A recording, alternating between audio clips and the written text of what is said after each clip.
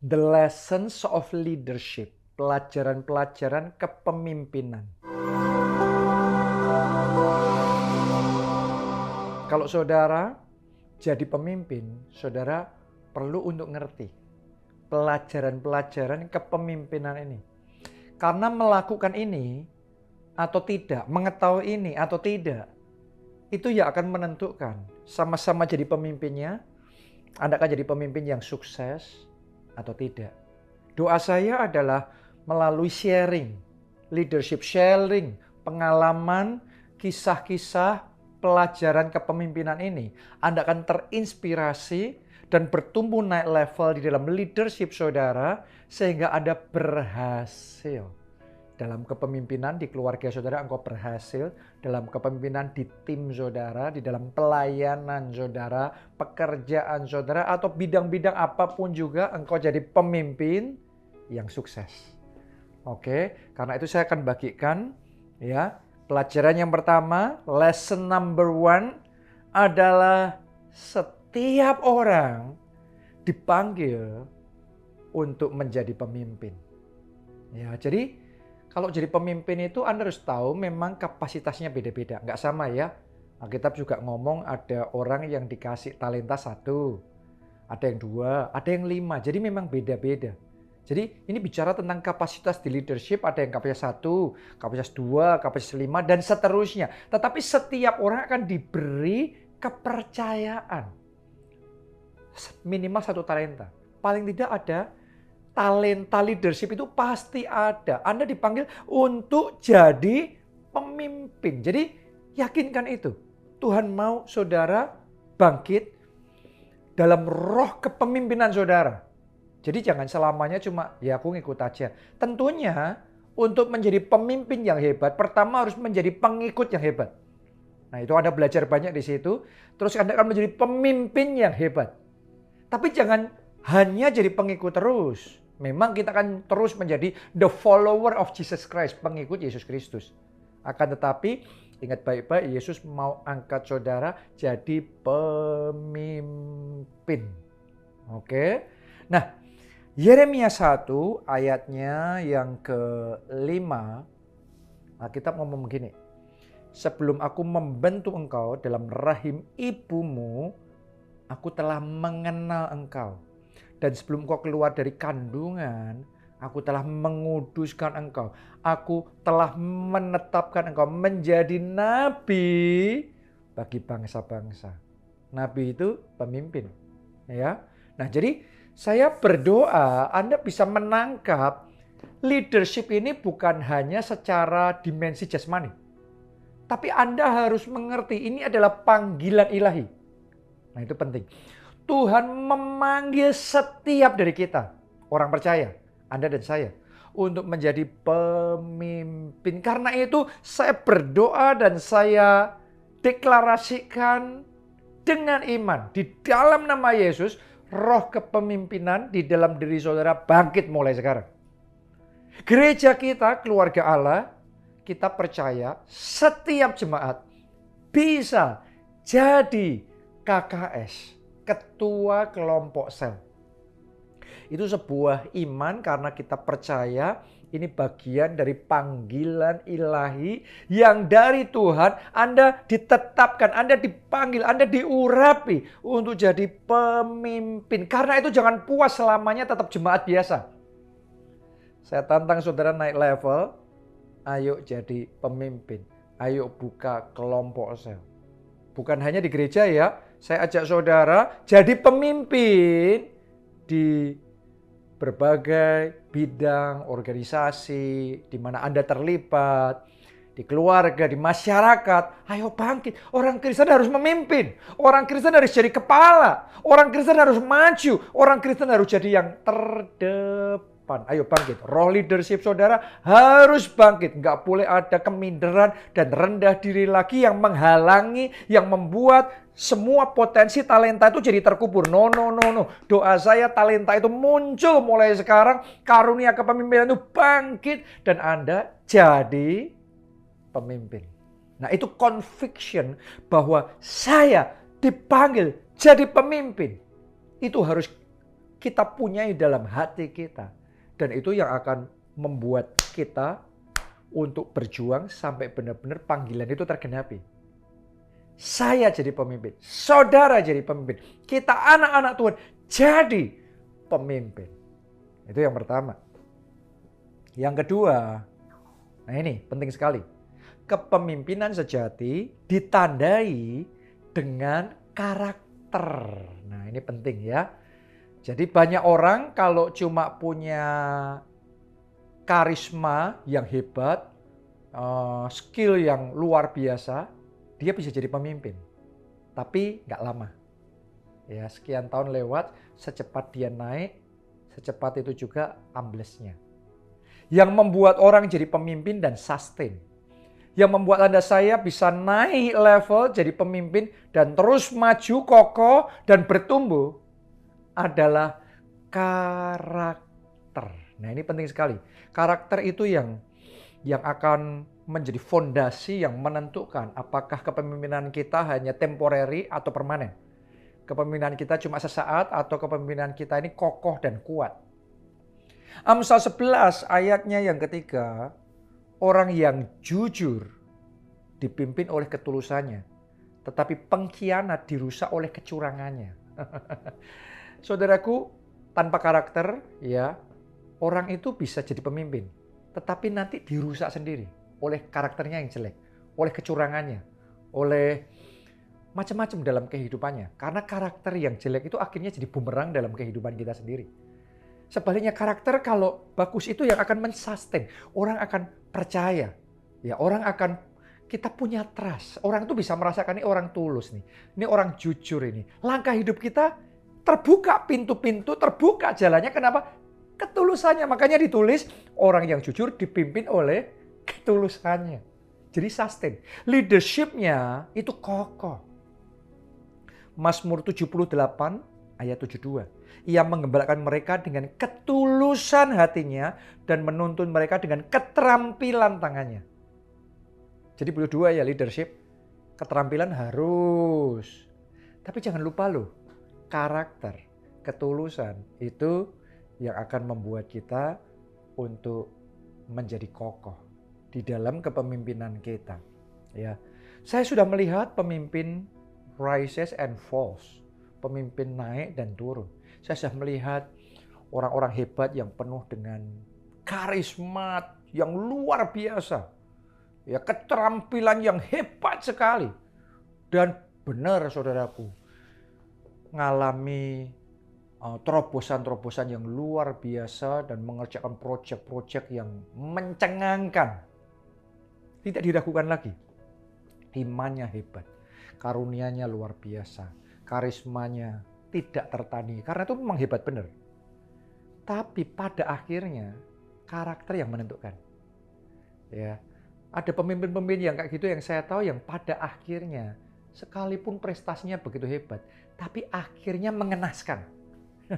Endingnya ini yang membuat orang akan mengelus dada dan berkata, kok sayang banget ya.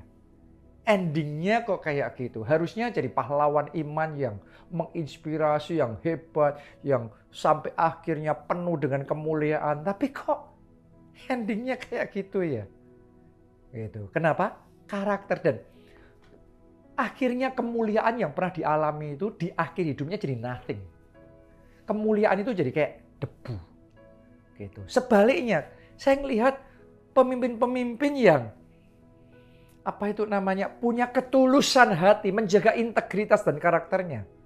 Endingnya selalu always more glorious. Kemuliaan yang kemudian lebih daripada kemuliaan yang sebelumnya. Nah itu. Saya melihat dalam kehidupan Pak Obaja itu luar biasa sekali. Dari waktu ke waktu Tuhan itu terus mensustain, menjaga dia from glory to glory. Ngalami kemuliaan yang semakin besar. Kenapa ini karakter ini yang menentukan. Jadi kalau Anda nganggap hanya karismamu yang hebat, keterampilanmu luar biasa dan engkau begitu pede, ada orang yang lebih hebat, lebih karismatik dan lebih segalanya, tapi endingnya menyedihkan banget loh.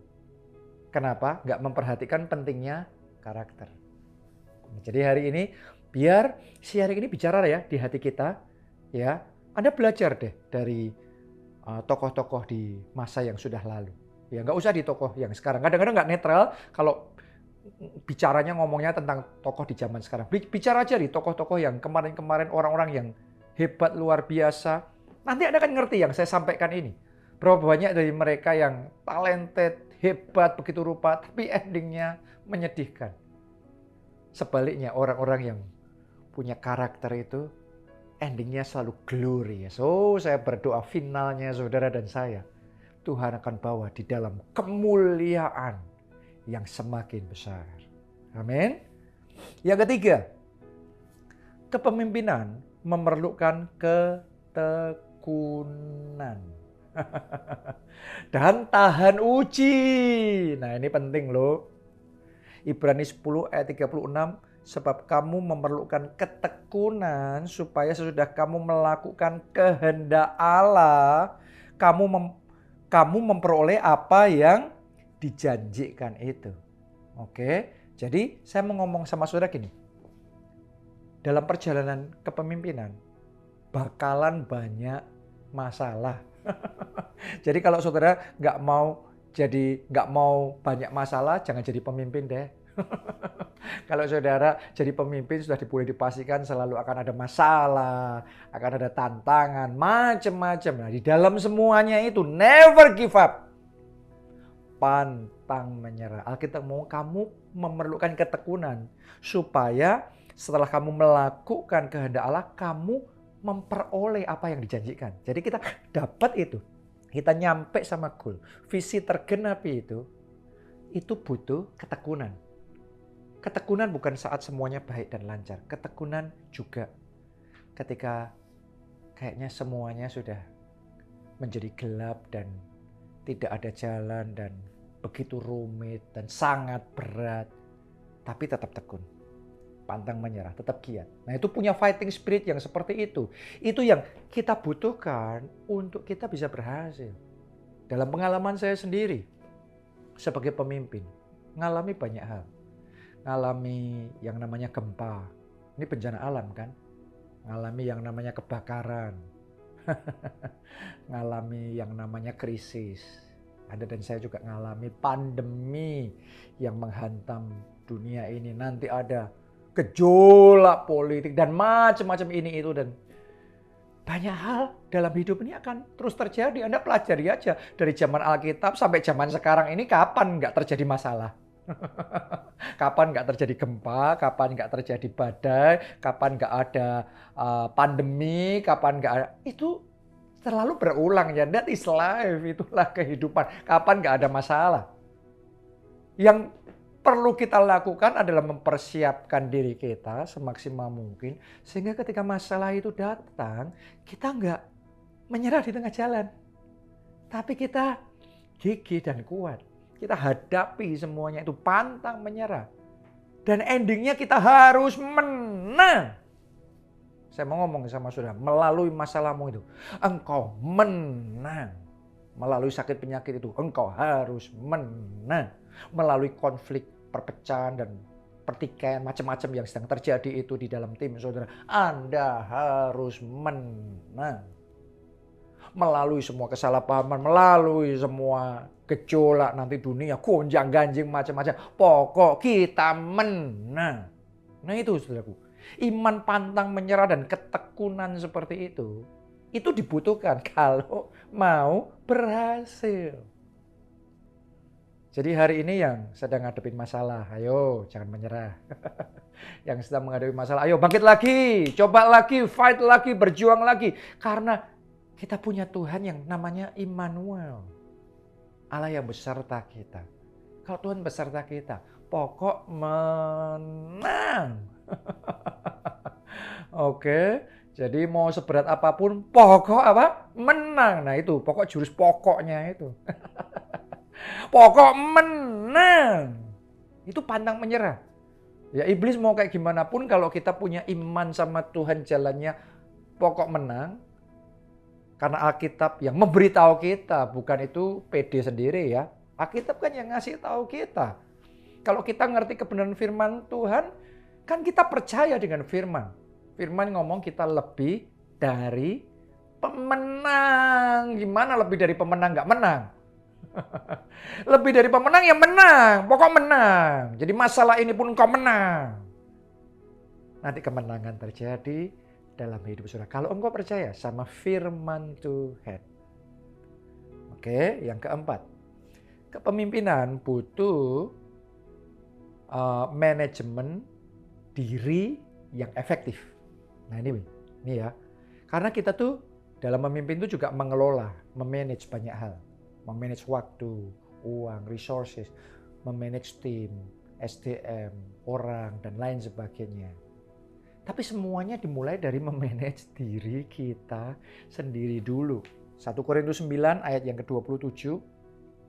Tetapi aku melatih tubuhku dan menguasainya seluruhnya supaya sesudah memberitakan Injil kepada orang lain, jangan aku sendiri ditolak. Nah ini loh. Saudara harus tahu ya, kalau kita nggak memanage diri kita dengan baik, maka pada akhirnya kita akan out of control. Dan kemudian itu akan jadi bumerang buat diri kita sendiri. Dan itu yang membuat ini tadi, kalau nggak melatih diri, terakhir malah ditolak. Sudah ngerjain pelayanan macam-macam, terakhir malah ditolak. Kenapa? Karena out of control. Itu yang dialami Musa kan. Musa itu sejak dari muda sudah ngerti, dia punya kelemahan adalah gampang emosi. Ya enggak? Waktu dia melihat sebangsanya diperlakukan dengan kasar oleh orang Mesir, dia marah, emosi, dan dia bunuh orang Mesir itu. Akibatnya apa? Dia jadi pelarian. Ya, dan dia statusnya sebagai pangeran dipotong, dipangkas, dan dia hidup di padang gurun 40 tahun. Ya, kita pikir pasti sudah belajar lah. Tapi ternyata belum juga belajar. Itu emosi masih terus tidak under control, tidak bisa dimanage dengan baik. Dan Anda tahu nggak, masih ingat nggak, kisah akhirnya Musa itu suatu saat ketika memimpin bangsa Israel dari Mesir ke tanah perjanjian, Tuhan berfirman sama Musa untuk memerintahkan, berkata kepada gunung batu itu supaya mengeluarkan air. Tuhan suruhnya ngomong aja cukup. Tapi Musa ini jengkelnya sama orang Mesir sudah mendidih. Nah, siapa yang lagi jengkel nih? Sama anaknya, sama pasangannya, sama teman kerjanya. Hati-hati loh saudaraku ya. Ingat kisah ini loh ya. Musa jengkelnya, emosi berarti ya. Instead of ngomong sama gunung batu itu. Jadi Musa nggak ngomong sama gunung batu itu. Musa ambil tongkatnya, Musa pukul gunung batu itu. Kenapa? Mukulnya bukan mukul iman, mukul emosi. Ya memang mujizat terjadi sih. Wong dia penuh urapan, penuh kuasa Tuhan. Suruh dia dan Tuhan mau memberikan mujizat, memberikan air kepada umatnya, ya pasti terjadi mujizat. Tapi setelah itu Musa ngalami akibat. Nah itu tuh. Ya, Tuhan ngomong karena kamu nggak taat, kamu emosi, kamu tidak terkendali, out of control begini, maka kamu tidak akan bisa masuk ke tanah perjanjian. Lihat ini, pada akhirnya dia ditolak untuk masuk ke tanah perjanjian. Kenapa? Karena dia tidak bisa mengendalikan dirinya sendiri. Ini bahaya loh saudaraku. Ya, jadi kemampuan mengelola waktu. Waktu saudara out of control nggak? Pemakaian waktumu. Terus cara mengelola keuanganmu out of control nggak? Cara mengelola tim saudara out of control nggak? Anda bisa manage yang Tuhan percayakan sama saudara dengan baik apa tidak. Karena itu yang menentukan nanti Anda benar-benar goal atau seperti Musa. Sudah tinggal selangkah. Gagal. Kenapa? Tidak terkendali emosinya. Nah ini loh saudaraku. Ya, jadi untuk kita jadi pemimpin yang sukses, kita butuh bisa memanage diri kita sendiri, under control. Makanya self control itu penting sekali. Manajemen diri itu penting sekali. Sekarang yang kelima. Hikmat adalah kunci kepemimpinan yang sukses. Jadi saudara mesti ngerti dalam kepemimpinan tadi saya sudah ngomong tentang pentingnya karakter, pentingnya integritas, ketulusan. Benar ya? Tapi sekarang saya juga ngomong sama saudara. Hikmat itu yang menentukan seberapa besar Tuhan bisa bawa saudara. Seberapa Anda bisa mengalami kemajuan. Nah itu ditentukan oleh hikmat. Amsal 8 ayat 15. Oleh karena aku, ini hikmat ya. Raja-raja memerintah dan para pembesar menetapkan keadilan. Jadi kings, raja itu bisa memerintah, bisa ekspansi. Kerajaannya bisa jadi kuat, makmur. Karena hikmat. Nah itu. Hikmat akan membuat keluarga saudara kokoh apa tidak. Hikmat akan membuat bisnis, karir, pekerjaan saudara akan menjadi mentereng atau meredup. Ditentukan oleh hikmat. Nah ini, hikmat ini sangat menentukan sekali. Makanya kita butuh minta hikmat sama Tuhan. Dan hikmat itu bisa diminta sama Tuhan. Kita bisa doa minta hikmat. Yakobus 1 ayat yang kelima, tetapi apabila di antara kamu ada yang kekurangan hikmat, hendaklah ia memintakannya kepada Allah yang memberikan kepada semua orang dengan murah hati dan dengan tidak membangkit-bangkit, maka hal itu akan diberikan kepadanya. Gereja Keluarga Allah Jakarta, khususnya di Haleluya Center Peak, ya, pertama kali kita ditawarin itu, kita nggak bisa. Kenapa? Karena memang kita sudah menghitung keuangan kita nggak memungkinkan. Jadi waktu itu saya sama Pak Obaja, sama Bu Nita, kita duduk ngobrol dan memang ya nggak mungkin bisa kok. Maka ya mustahil gitu.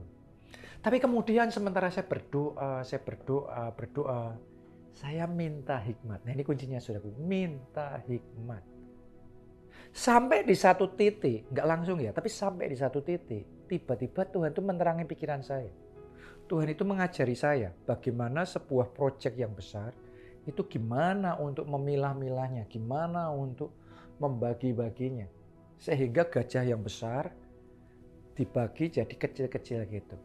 Dan dari situ Tuhan ngajarin saya, ini yang dilakuin dulu, itu berikutnya, setelah itu berikutnya, dan seterusnya. Dan tiba-tiba hal yang tadinya terlalu besar, gajah besar sekali, nggak mungkin. Setelah dicacah-cacah, jadi kecil-kecil. Ternyata bisa. Itu wisdom loh saudaraku.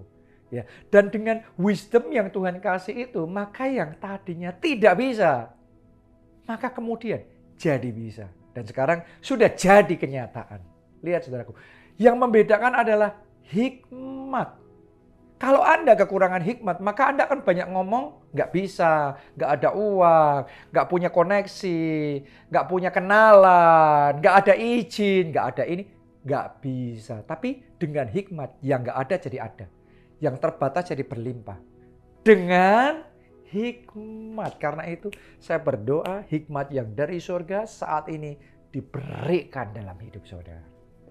Oke, ini penting sekali. Yang keenam, nah ini penting sekali nih. Pemimpin tidak berhenti belajar. Saya belajar nih dari Pak Obaja.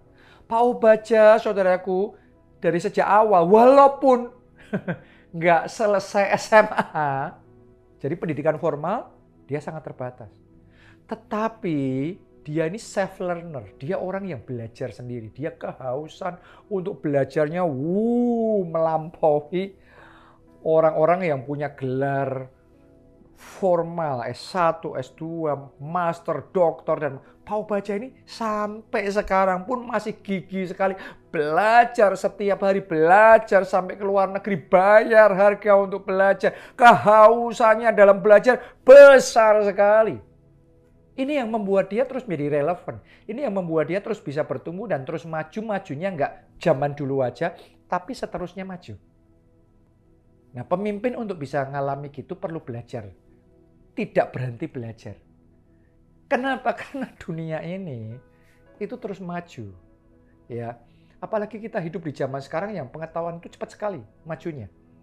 Artinya kalau Anda berpikir hanya setelah Anda lulus kuliah, terus kemudian Anda nggak berhenti, Anda nggak belajar lagi, maka paling tinggal sebentar, knowledge saudara sudah irrelevant. Sudah ketinggalan, sudah kuno.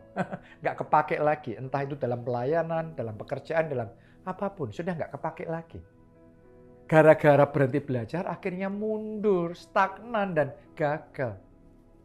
Kalau Anda mau maju terus, Anda harus belajar terus, belajar terus. Pengetahuan itu berkembang terus. Kalau kita nggak berhenti belajar terus, kita mandek, kita kalah. Kita harus terus belajar terus. Oh, ini ada yang baru lagi. Zaman sekarang, zaman AI, zaman artificial intelligence. Oh, nanti aplikasinya apa ini? Ini kita bisa pakai di bidang saya gimana ini? Nanti cara mainnya seperti apa supaya menang, gini gitu. Itu butuh belajar. Itu yang akan membuat kita terus di terdepan. Terus di garis yang paling maju. Karena tidak pernah berhenti belajar. Ya, itu penting sekali. Dan yang terakhir, kepemimpinan memerlukan pengorbanan. Yang ini Anda harus ngerti ya.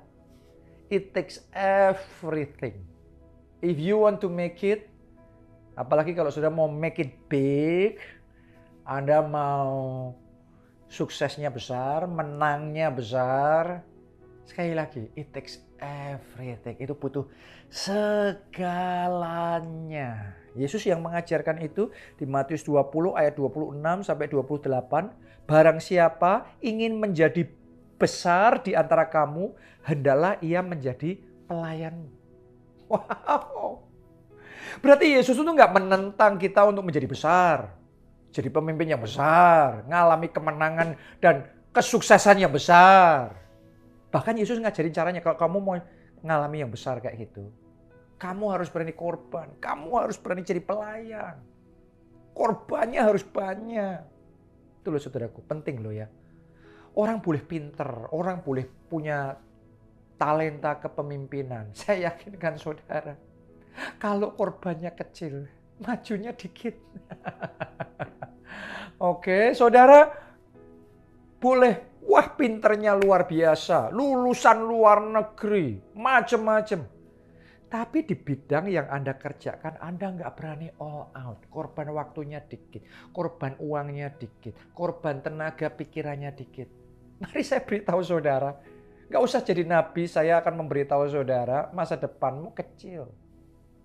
Oke, sebaliknya, engkau boleh orang kayaknya biasa sekarang ini, tapi Anda punya willingness untuk just give it all.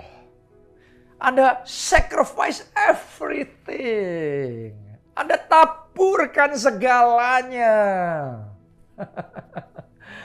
Oh, saya yakinkan saudara bahwa engkau punya masa depan yang terang benderang, penuh dengan pengharapan. Engkau akan mengalami kemenangan yang besar di dalam kehidupan saudara. Kenapa? Karena leadership butuh pengorbanan.